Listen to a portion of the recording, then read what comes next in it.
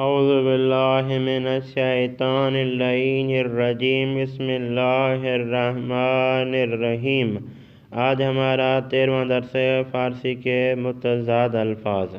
آج کے درس کا پہلا لفظ مہمان، جس کا مخالف کلمہ ہے میزبان۔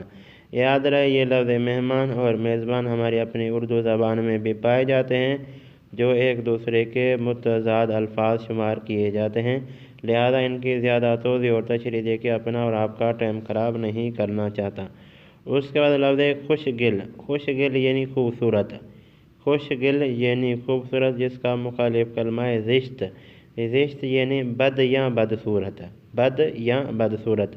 خوشگل یعنی خوبصورت، زشت یعنی بد یا بدصورت، یہ صفت ہے، ٹھیک ہے۔